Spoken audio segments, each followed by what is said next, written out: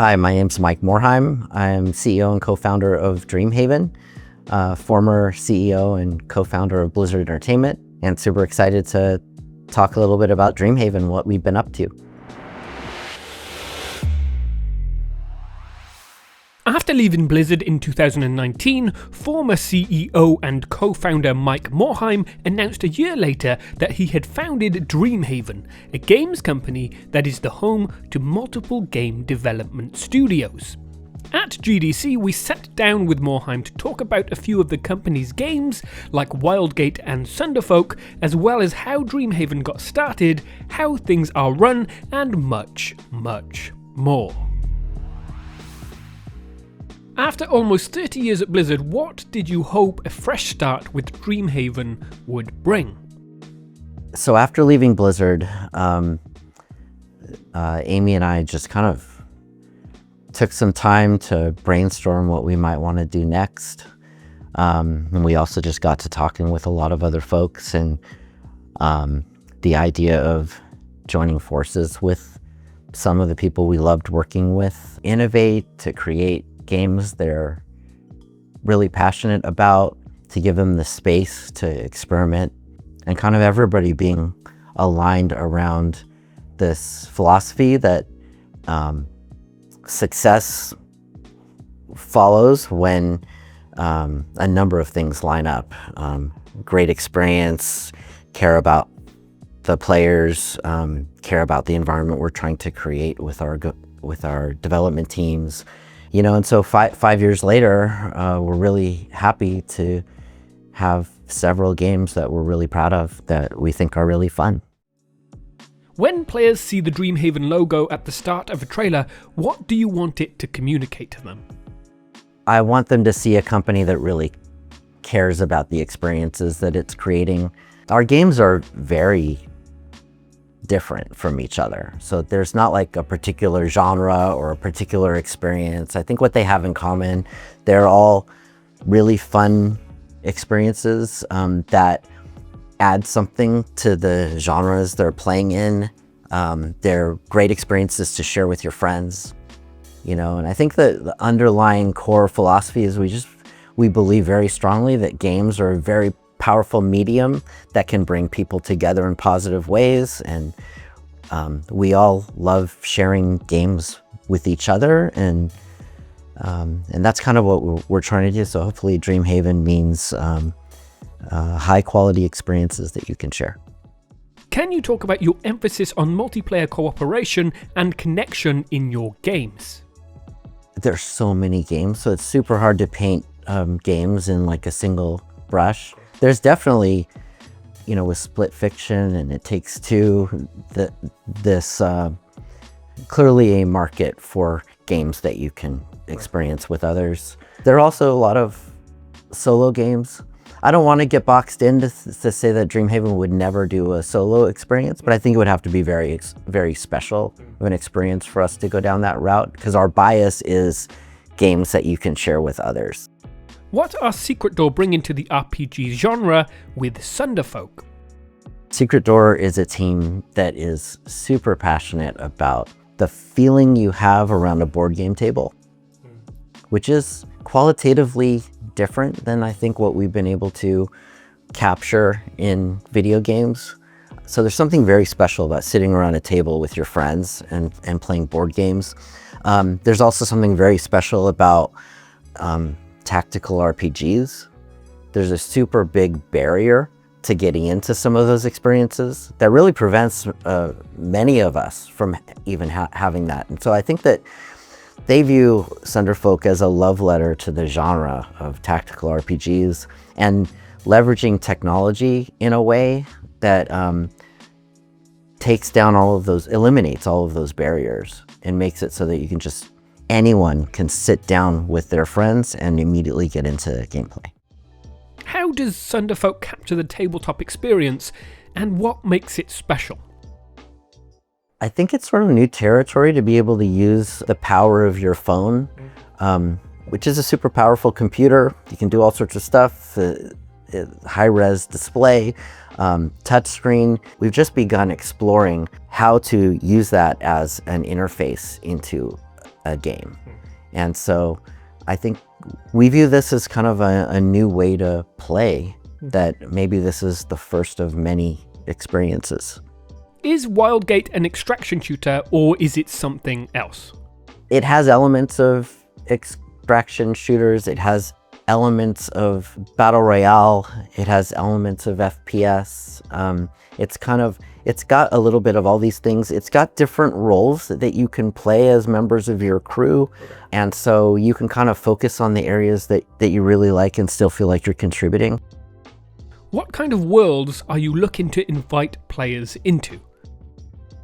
I think each of these worlds is designed to be immersive in its own way in support of the gameplay. The artists have done a great job in each of these games to sort of create something that's unique and appropriate to what the game needs it to be. What lessons from your career have you learned, and what are you doing differently with Dreamhaven? One thing that pretty much all of the games have in common is the path to creating a game is a bit windy. It's not like you have this vision in your mind and it plays out exactly like you thought and everyone loves it. Usually there's a lot of challenges along the way. There are a lot of things that don't work exactly the way you intend. And so there's just a lot of iteration that happens, a lot of iteration, experimentation, changing things that don't work. And I think you have to be willing to do that and embrace the windiness to get to a spot that is maybe better than anybody could have anticipated. That hasn't changed. I think it's super important for that windiness to be supported. And of course, everybody wants to get to the end faster, but rushing to the end of the project and not fixing some of those things along the way ends up with something that maybe nobody is proud of. The last time I started a company, it was with three of us right out of college. We had very little experience. Alan, of course, was the only one of us that had experience shipping games, but he had no experience running a game company and, at the scale that we were trying to do. And so it was a learning experience the whole way. This team that we started Dreamhaven with is a very experienced team. We've worked together for many years, but we've all been involved in multiple successful projects with large teams. And so that's just very, very different in terms of the experience of our leadership team. And I think that has allowed us to hit the ground doing more complex things right off the bat. What does supporting the windiness of development look like? I think what it looks like is flexibility and adaptability. And instead of sort of viewing the need to be flexible and adaptable as a failure and feeling bad about it the whole time, it's just accepting that some amount of flexibility and adaptability is a strength. The Dreamhaven website says that the company wants to reimagine the studio model. What is it about the traditional studio model that needs reworking? Well, I think what can happen is there's a disconnect that can form between the developers, the people creating the games, and the people on the business side that are trying to achieve whatever the spreadsheet says that needs to happen.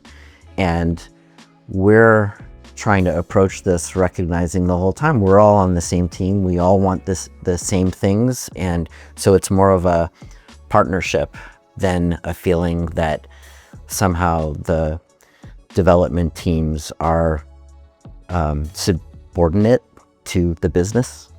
The things that make Dreamhaven unique, experience of the leadership team, the fact that we were able to join forces together and create maybe a more stable environment right out the gate so that the development teams can focus on the creation of the games and not be as distracted by some of the startup uncertainty that often happens.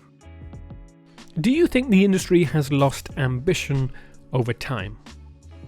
Look, the games business is a difficult business. Sure. I think the larger companies tend to face a lot of pressure to do things that are more certain. And what's more certain than iterations of things that have worked in the past?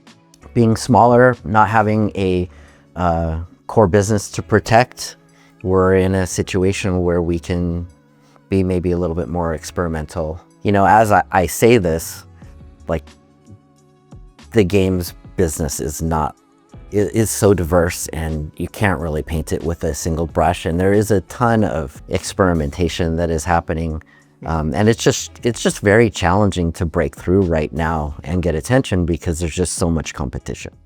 What are the Dreamhaven shared values? The things that we value are around producing high quality entertainment and experiences. We value the experience our players have with our games. We want to stand by our products, and we're committed to continuing to iterate and evolve that experience over time. And I think that there's just a belief that if you do those things out of a care for the experience our players have, out of a care for the environment that our teams have and are working in, that will lead to successful business strategy over time. What are you most excited about working on at the moment?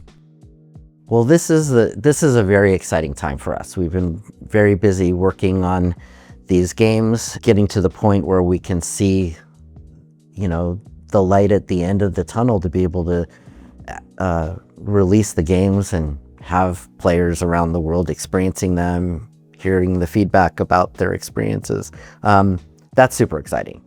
We've all been playing these games and we're super proud of them. We've been having a lot of fun. So I know these are very good games. At least we think so. So we're excited to see what everyone else thinks.